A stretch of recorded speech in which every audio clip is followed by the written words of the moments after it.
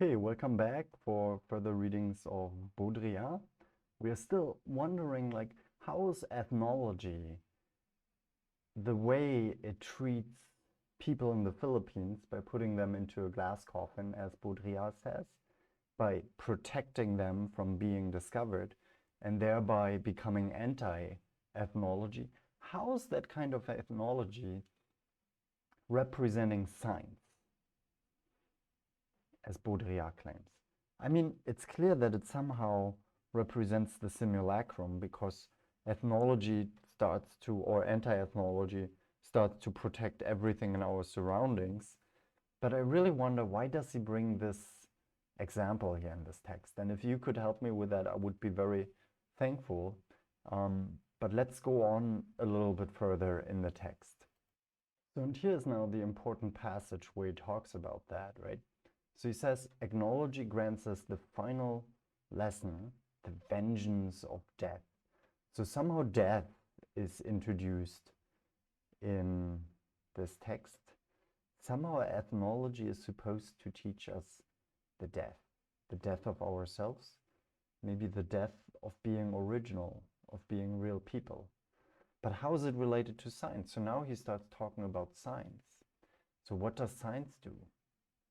He says the science tries to confine its scientific object.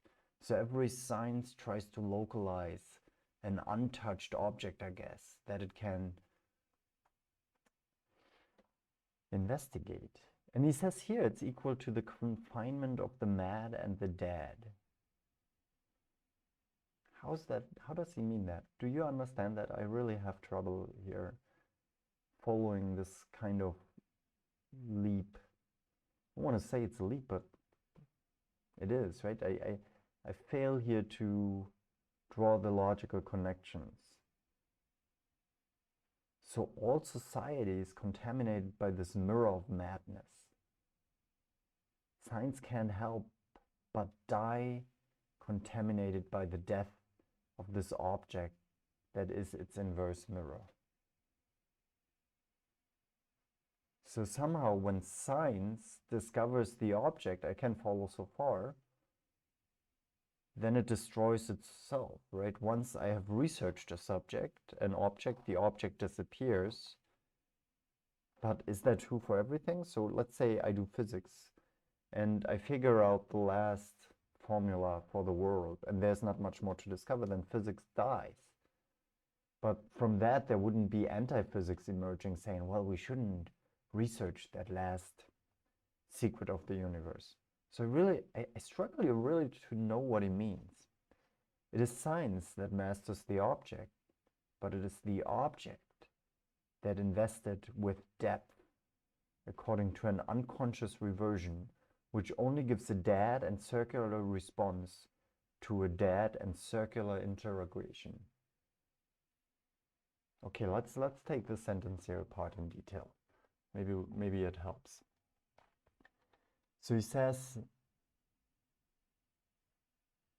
let's go even back to the sentence before, right? Okay, he says that there's a mirror of madness. What is the mirror of madness? So we confine the mad people in hospitals or something. And so we try to keep them away. We try to deal with that. But how is that related to science? And so science can help, but die contaminated. So somehow the clear science, the pure science, it doesn't know its object. And maybe its object changes the science, right? And then the science dies because the original object that it thought to investigate disappeared. So the object is the inverse mirror of the science.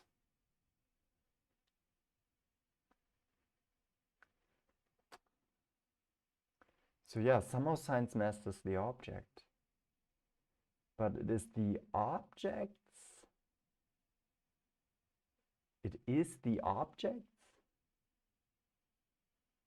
that invested But science is the objects that invest science with death. I cannot even follow the grammar here. So there's an unconscious reversion.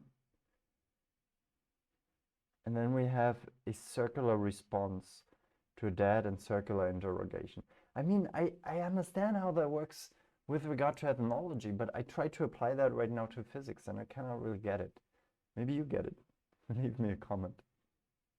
Okay, I think the next paragraph makes it clearer. So he says, okay, we have the mirror of madness that society can break, right? And nothing happens. I don't know why he says nothing changes. When we give back rights to the insane that have been locked away, which was probably a real problem in the 80s, right? I mean, you know the movie with Jack Nicholson, right? And then he says also nothing changes when science seems to break the mirror of its objectivity. And he mentions here Castaneda, and I just thought he means Carlos Castaneda, a novel writer, but actually he means Hector Neri Castaneda, suggested that what counts as knowing might depend on the situation. And Gail Stein claimed that it is an essential characteristic of our concept of knowledge that tighter criteria are appropriate in different contexts. So I guess this reference here in Baudrillard is the idea that Castaneda was just recontextualizing science and saying, well, it's not that objective, right? And so he evaluates that here and to bend down before the differences. So he says it seems that nothing changes when we try to give back subjectivity to the science. So now I understand, like, so science becomes anti-science because at some point says, well, you know, you cannot really investigate the object because the object is determined by what you see as the object. And that's also the case why the savage is a savage. The savage is not naturally a savage, right? The savage is a savage because ethnology grants him the status as a savage, and so he appears as a savage. And so I assume that's for us too. We are granted these beings that we are according to the status that a larger scientific operation gives to us. We're not really humans. We are engaged in an objectifying fantasy of, let's say, sociologists or even politicians. Okay, now I believe we come to the important point. So we have this new confinement that science introduces. We know that from the anti-ethnology already, and we have that also now with regard to science. But it is interesting that this kind of anti-ethnology works everywhere, and he says its task is to re-inject the difference fiction. So there is a fiction of difference. It's not entirely true, right? The savage fiction, that's how he calls it.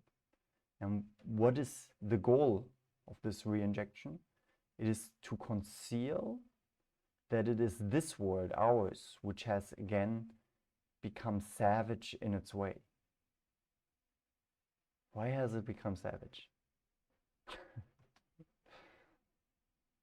Oh, because we leave the path of objectivity and go back to the subjectivity before, where we try to get back to the original state, the savage state that was unknown before.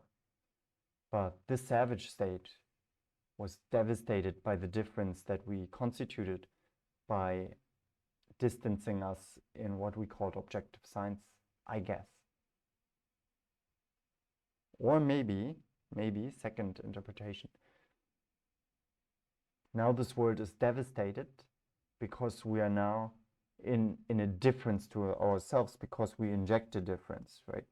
We look at ourselves in terms of something that has to be preserved. And by that we are killed.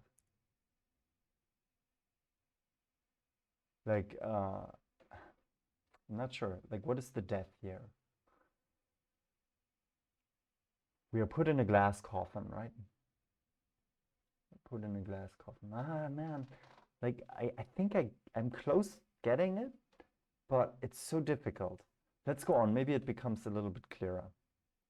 Okay, maybe in the next paragraph we get a glimpse of what it means, what death means for Baudrillard here. Because he talks about an example of the Lascaux caves, I don't know.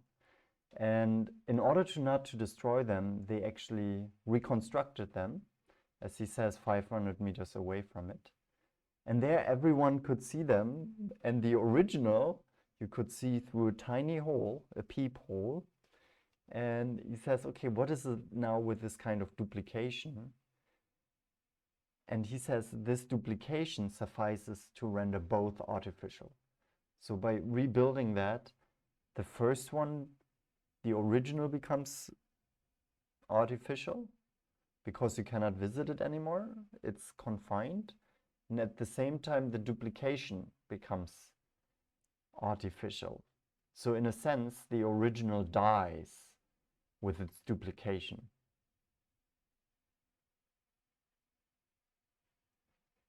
And there's no difference. It eliminates the difference between what is duplicated and what is the original.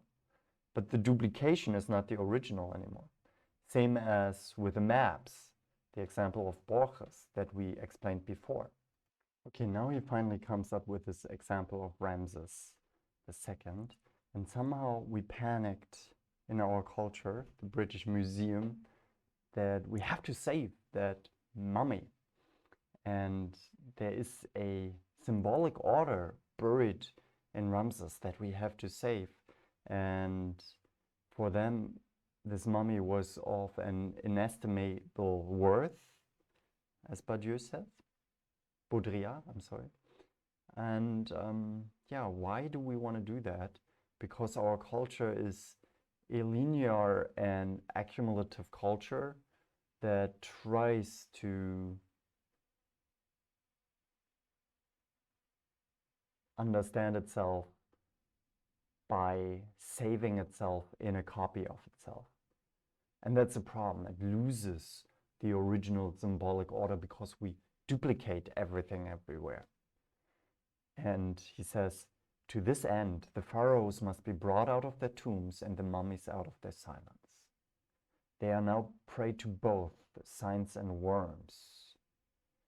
So what we do here is that we try to preserve with our science an authentic order which we can't preserve. It's an idea of mastery that at the same time makes us the slave of the wish of being the master. That's a bit kitschy, I agree, but maybe it is true. Maybe kitsch is what is genuinely true, authentically true, I don't know. So we try to restore a visible order, whereas embalming was a mythical effort that strove to immortalize a hidden dimension. So what are we actually, he really asks here, what are we trying to do? What is the hidden imperative of our actions? It says we require a visible past, a visible continuum.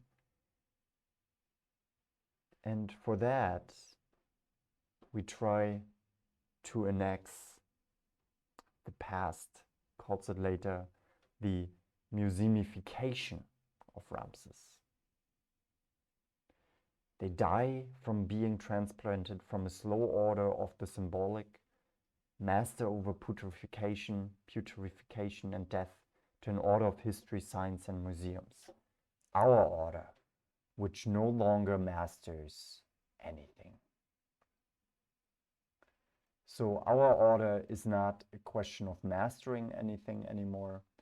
We just produce duplicates to preserve another order. And these duplicates are now everywhere.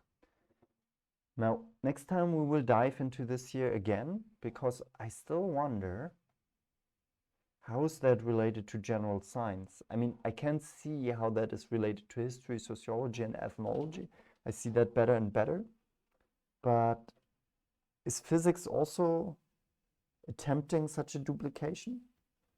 We're bringing the sun to the earth to use its fire, to introduce it in the human capitalist cycle. It's not necessarily capitalist criticism here, but to the capitalist cycle of ongoing production, as Sloterdijk would call it. A production that never ends, a dynamism that just produces for the sake of production. A simulacra that has no reference point anymore, that just exists because it exists. Heidegger would say it's the Gestell where the original meaning of being is lost. Do you think this is what Baudrillard wants to say here? Or am I, to say it with the German word, on the wood way? On the wood boat. Okay. However, I'm also just reproducing Baudrillard here on YouTube. That's right. Maybe there's no meaning to my work, but if you find it meaningful, then like, share, and subscribe. Join me for reading difficult texts, and maybe you have some ideas how to interpret that. I would be interested in your comments. Other than that, live long.